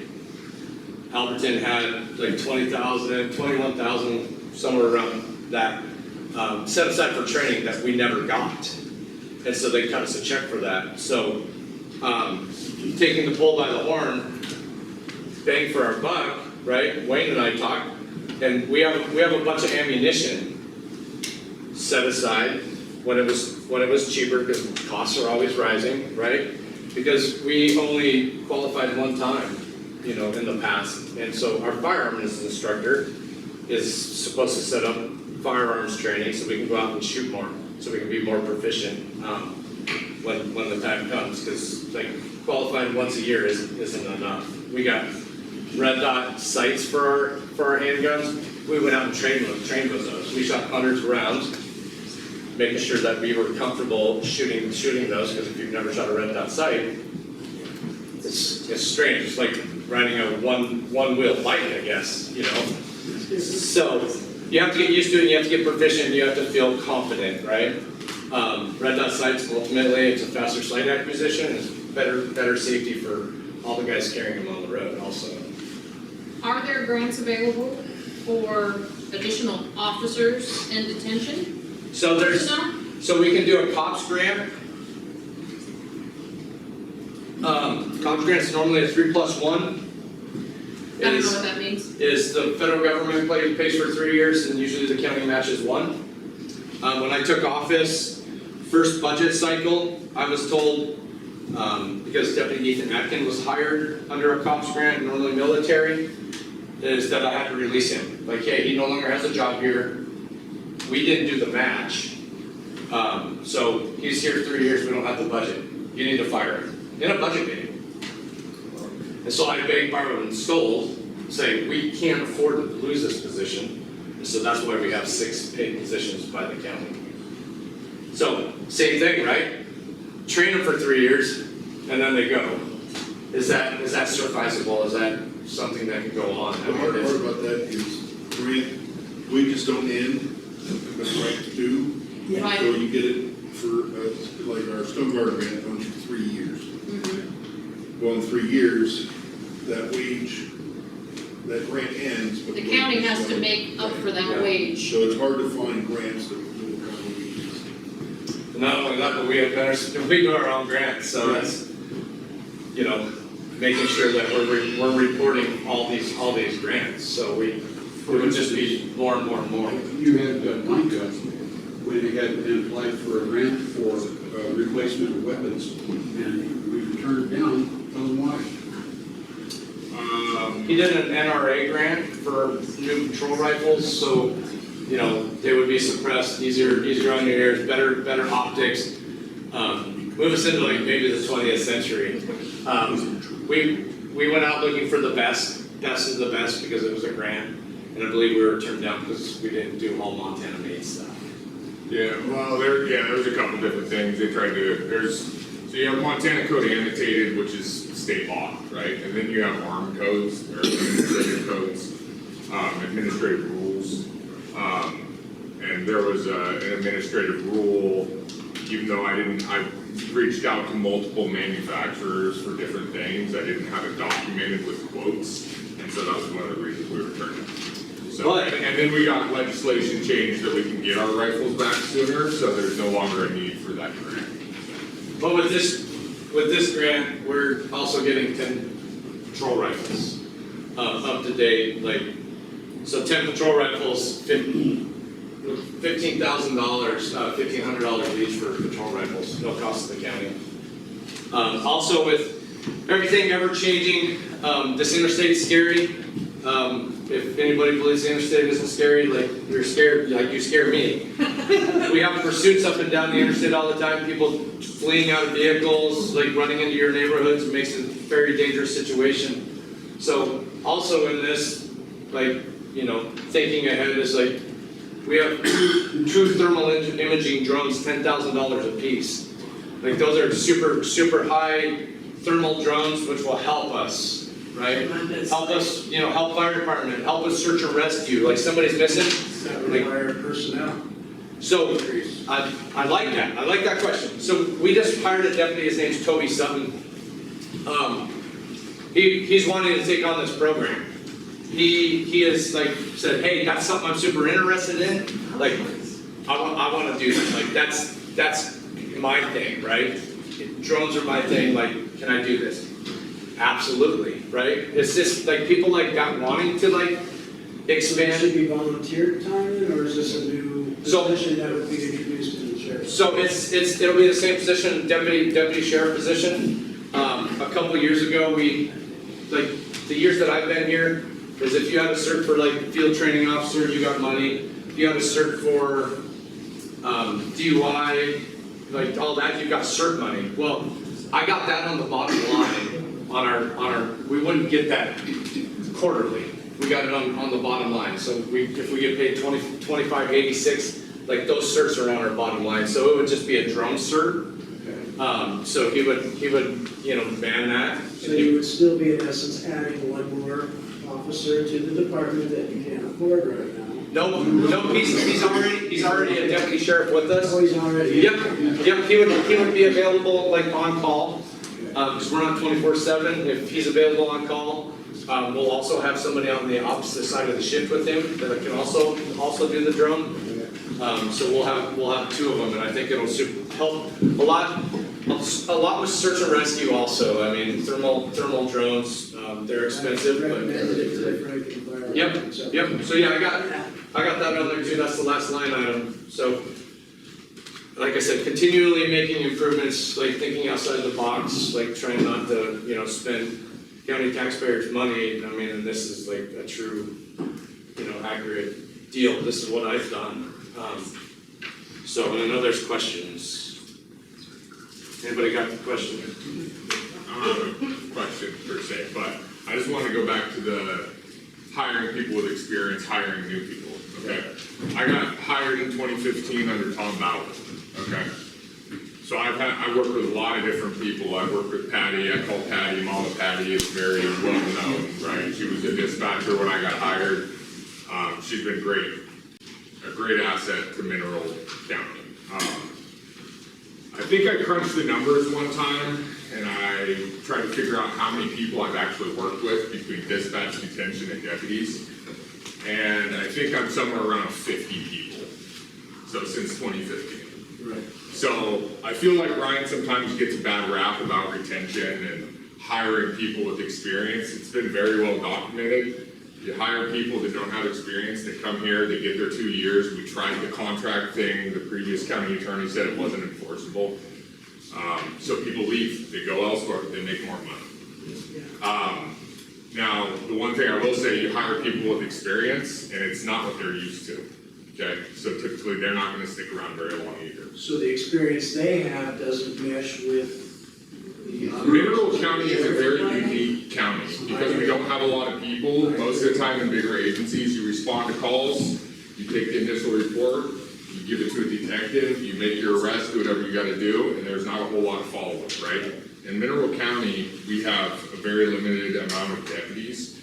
We take initial reports and we handle the whole investigation, okay? A lot of people are prepared to do that. Some people are, some people aren't. So turnover in Mineral County is very well documented. It's been an ongoing issue since 2015. I mean, there may be other people that could speak to how it was before 2015. I cannot. I've only been here since 2015. The exact same. So it's very well documented, high turnover rate. High turnover rate. The only way to combat that is more deputies and more money. More money. Yep. And one, which unfortunately falls on the taxpayers. Initiation into your thing, alleviate that need for your deputies to be continually following up. You know, I believe that might be part of the problem that, you know, myself and Julie have most experienced, where you reach out to the department and you don't feel like you really get justice served. And I know that a lot of that falls back onto the DA's office. In my respect, I felt like the community had more protection for me than the actual sheriff's department. Yep, and I was there when you guys came out of the courtroom, so. I lost a 10-year job as the mailman because of assault from a violent resident in the area that nobody could ever seem to do anything about. He's been charged for our office multiple handfuls of times. But again, that blackens your eye, and it blackens the DA's eye, because everybody here, and I could probably speak for, well, I can't think of a couple in this room that have dealt with that gentleman personally. And so we have the allegations, we have the denial of justice. Yep. And all of that reflects back on you and what kind of job you're doing. And so what can be done to maybe let the people of the town feel like it's not more of a good old boy sheriff's department than an actual department there for the people? I have an open door policy and nobody reached out to me. Like, I don't, so reach out, right? And like, I think one of the things that I have brought is accountability, is if my employees mess up, like, they're accountable for it. It's not like, oh, hey, sorry, like, you know, that's too bad, like, we can't afford to replace you. Like, I have fired more people than I've hired. And that's the God's honest truth. Because, like people bringing up issues inside of the jail, for people introducing, let's say, if somebody introduces a knife into the jail, leaves it there, we have, like, workers, like, that doesn't happen, right? If people come and file complaints about my officers, we have a complaint review board, right? We go through the complaint review board, that person needs to be disciplined, that person gets disciplined. So I think that's a hard thing for a lot of people to also, is they don't like, you know, being disciplined. They don't like, oh, I didn't mean to do that, but it's like over and over and over and over and over. So accountability is a big thing, and people are accountable. And I think, you know, yes, we do have high turnover, right? And I use that term loosely when, you know, especially budget season with the county commissioners, but I just thinking back, I've fired more people than I've hired, right? If you come and say, that guy was horrible, that guy, like, was disgraceful, this guy did that and he did it, like, you're accountable. I mean, that's the nuts and bolts of it. It's like, Enough turn there, you say you fired more people, how many people have left compared to what you fired? multiple people, the last deputy left because of pay, that's just what was said to me. The other one left because of family reasons. The other one left because he lived in Missoula and got a job in Missoula. So those are the last three.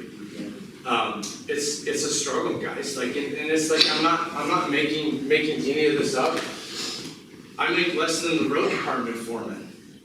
Oh, your guys' wages are acceptable. I mean, And so, you do like miles an hour, you know, I mean, and so, and one thing to advocate for that is, I believe Sean was in there when the DC folks for Zinke is here. Like, I'm gonna try to rewrite legislation so SRS funds can come back to the county sheriff's offices now.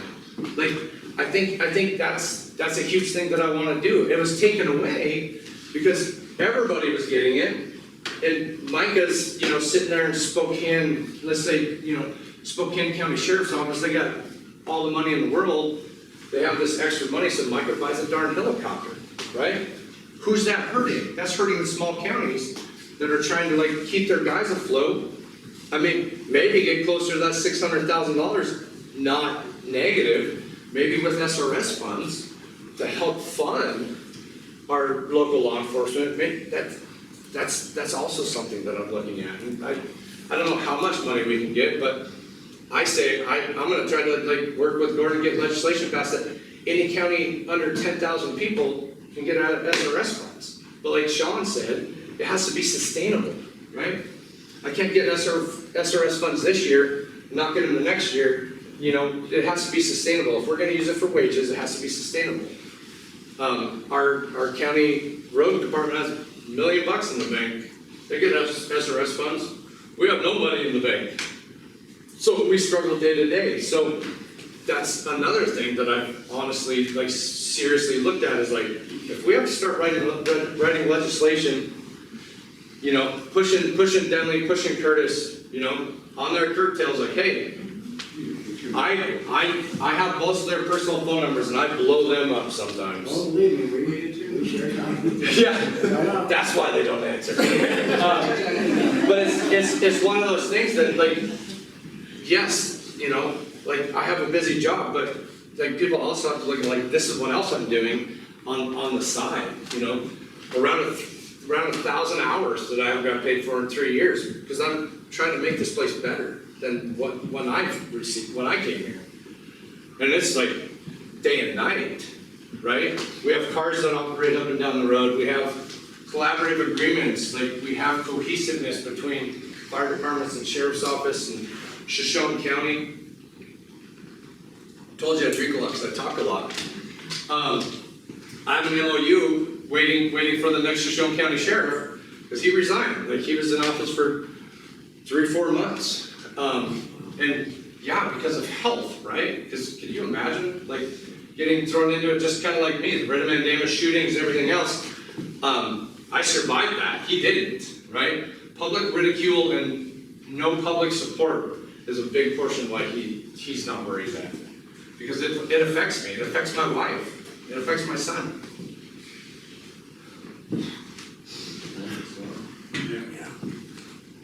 And that's the part that really kills me, is people can talk all the smack. And this is just who I am, right? People can ridicule the way I'm talking. They can talk all the smack on social media, but, I mean, what do they get?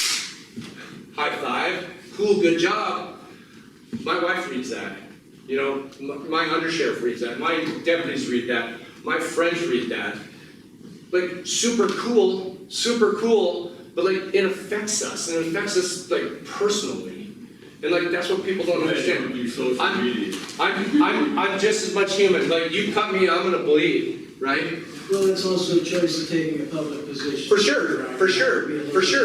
But I would give my life for anybody in this room, right? Yeah. No matter what anybody said or done, I took that oath, right? And so that's what I do. Any hour of the night, I am freaking leaving my house, I'm leaving my family. I went over to that active shooter situation the day after Christmas. Look at that little boy. watch him cry. See how that makes you feel, like bawling.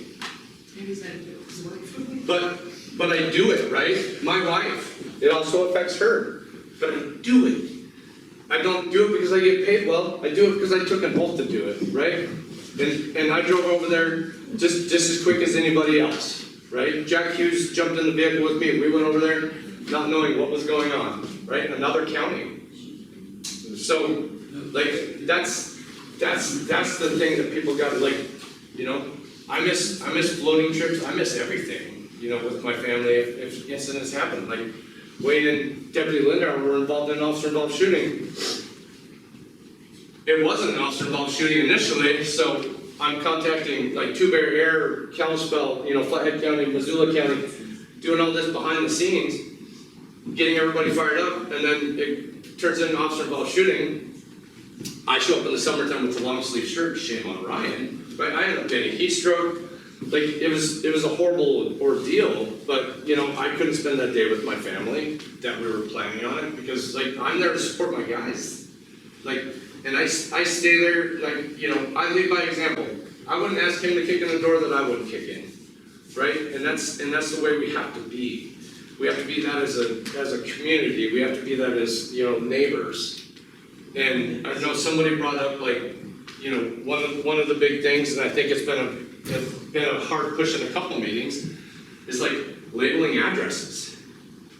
Like, especially up here. I mean, the mail people, like you guys, this is your podium. And on that note, it's Ryan, horrible.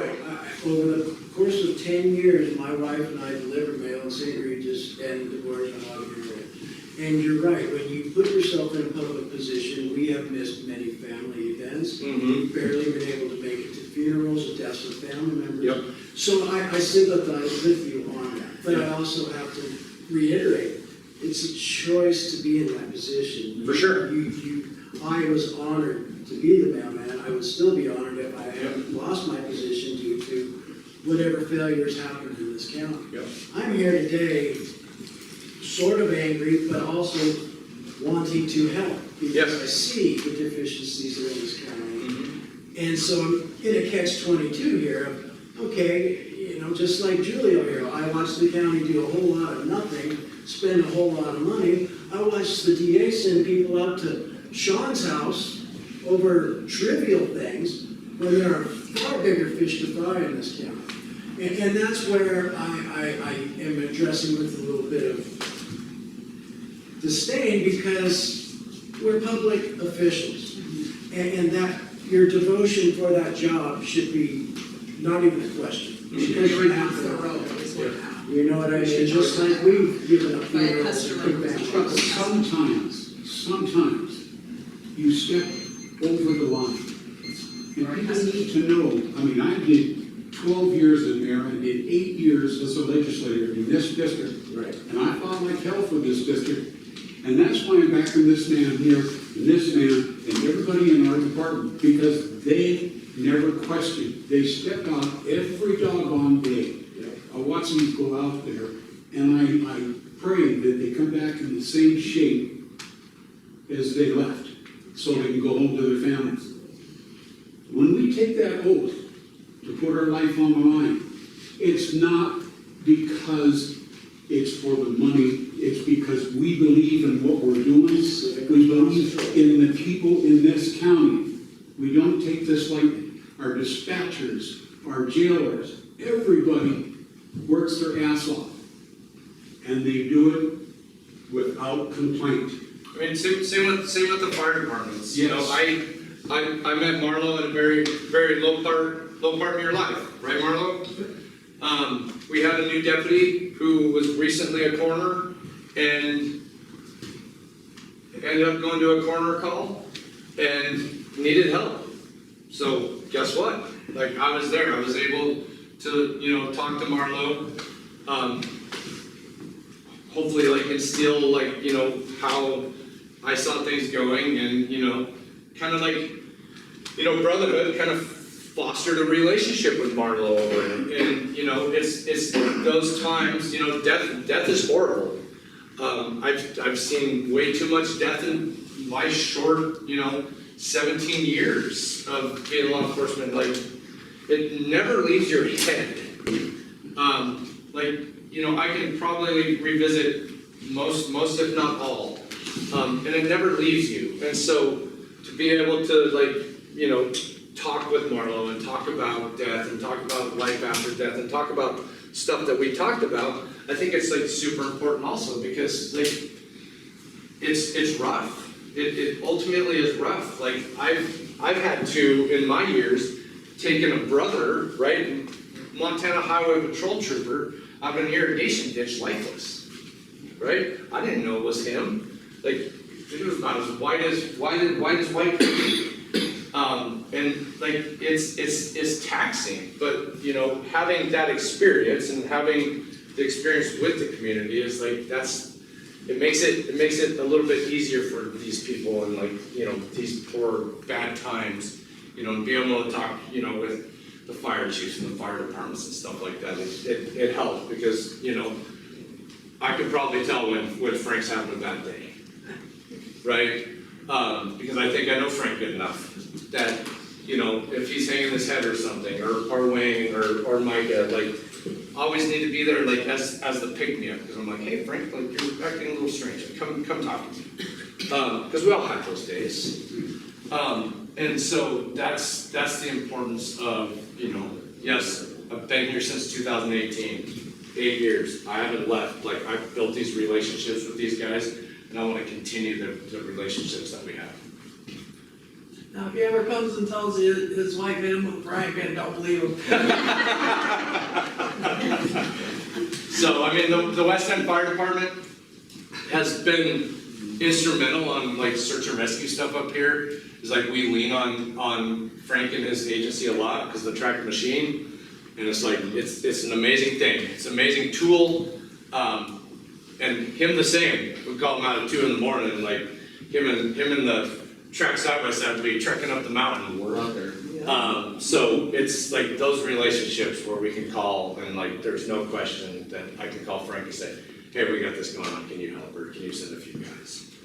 So that's where I say I wish our community was a little stronger, like you mentioned, the things they do on Facebook and everything, spreading lies, rumors, and gossip. You're doing the devil's work, people. If you don't know that, that is the devil's work. Don't do it. We're better off without it. We're a community of God-fearing people who love God. Let's not spread rumors, lies, and gossip. Yeah. you got a question? So I'll try to make it good, because we're over time already. But I want to talk about interagency interaction and money and safety. So, I'm trying to plug in, right? So I bought some property here about 6 years ago. And I tried to get an address, couldn't get an address, because they said you had to have separate access, and it would cost you, a whole bunch of money. But back then, I didn't go into the money, but I actually found one online application and I'll pull it all the way in a minute, for an official address in 2020. I should have got my address in 2020 when I bought the place. The fee was $25. Right? So that was that. I found that online. It'll probably disappear in minutes. So then I go down, a few years later, I want to get me an address, an official address. And because, put in for a burn permit, put in for anything, you need a physical address, so security won't even look at you until you got to call them. I don't know the physical, so you go down to the county and you got to talk to Mr. Short or his people, and I was like, well, you can't get an address unless you get a septic. Well, I'm off grid, I don't have that, I've got other, there's other ways to do it besides leaving a septic system in your yard. There's plenty of people that do it, composting toilets, etc. So then, you gotta pay $275 to get a septic, what do you call it, when they look at it, right? Okay. What's that? Yeah, that's gonna be what they call it. The site evaluation is what we call it. So then I said, oh, well, I'm not getting the sewer, never mind, I was a little later, I don't really have to have an address right now. But oh well, and then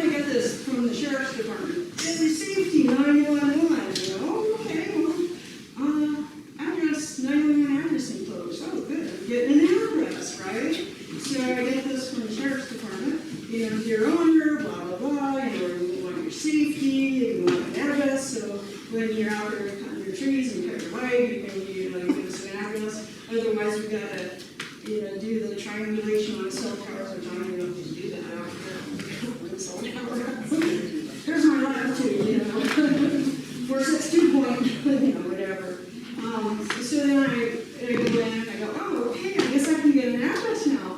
And then, well, there's environmental health and planning, so I'm like, oh, I guess I don't go to sheriff, I go over there. So I go in there and I talk to Short, and I talk to the other guy, oh, you can't get that unless you put in an application for a septic. I don't want a septic, I don't need a septic. Well, we're a small place and we're just trying to get people to do the right thing. Okay, well, I guess I don't know what the right thing for me is, but thank you very much. So you have to get, okay, so you put in for the address and it's $275 to pay the map and do that. You're trying to do that. Then you gotta put in for your septic check, and that's another $275. So now I gotta hire, I'll pick on Marlo again, okay? So I gotta hire Marlo to dig me an 8-foot pit, Lyle, the county inspectors that are watching, and so moving costs what, $300? I don't know. It's $200-300 an hour to dig a hole, that's money standing there. So now I'm gonna another $1,200 more. And guess what? I don't want a septic. But if you do, that's another $250 for the application for septic. So, I want an address, now I'm in it for $1,500. A question for you. Yeah. Okay, have you checked with legislation to see if there's any laws that are covering? I tried, I spent a day looking at that stuff and CA, my Have you talked with them? could not find anything, haven't talked to them yet. I tried to talk to him, wasn't able to. And then the next stop, somebody said the county commissioners. I haven't seen anything in writing about it. All I heard is it from the mouth of the engineering. So, it says sheriff's office, but it doesn't come from me. It comes from Matt with maps. We've had a lot of influx of those, so people have come to my office. Yeah. And so I've taken them up to Andy's office and contacted Matt individually. So if you want to come to my office, we'll just call Matt. And we'll just see what we can do to but not circumvent, but to get you an address. Yeah, okay. Without all the costs. Yeah. Otherwise, I'd say make up one of your own, put it up there. So yeah, come down, I haven't met. It's like to poke the bear and an out poke the bear, She's gonna be on when this is happening. Yeah, well, I know, we've got quite a few people that come to my office, because it says sheriff's office, but it doesn't come from us, it comes from Matt with maps. Another option, throw us under the bus, but. Blame it on the commissioners. Commissioners meet every Thursday. Yes. Always public comment. It's a half an hour. You can come in there and say, as long as it's not something that's already on the agenda, you can come in there and say, hey, I have this issue, I can't get an address. Are you guys able to help out? This is the problem that I have. And now, here's what you're not gonna get. You're probably not gonna get a response back. It's not like we're gonna get a bunch of dialogue. That's just the way the public comment is set up. It's not just anything. Come in and talk to us. And then we'll probably say, hey, give us a little bit of time. We'll talk to Andy and see what he does, but it'll help. From what I've seen, we usually follow up on that public comment. Now, sometimes there's nothing we can do, whatever laws, are affecting that. I would say, come on in, it's at 11:30 every Thursday. Yep, come on in and have a chat, see if there's anything that we can do. If you're getting that kind of runaround, I personally don't like it runaround. I'm just not that guy. I don't like it, so I think sorry not to question one person, you're living on that power. Yeah, I think you should absolutely. Yeah, 100%. Nice to know where that originated. Matt with maps. Yeah, so Ryan said, so Matt. It's coming from Matt. Come talk to me tomorrow.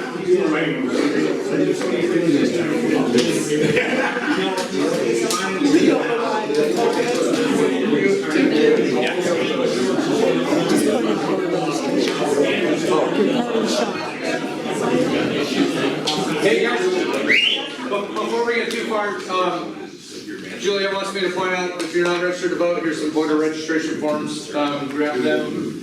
and I'll hang out if you guys have other questions, but yeah, just come tomorrow and I'll call Matt. Let's get it taken care of tomorrow. Yeah, I don't figure out how the answers, like he said, we need to know where it came from. It's- Is it on the books? All that paperwork comes from Matt, so let's just question him, let's ask him. Thank you, Ryan. Thank you, Ryan. Just so everybody knows, next week will be Jeff Stanek. He's our House District for the state, for the West End. Please join us again.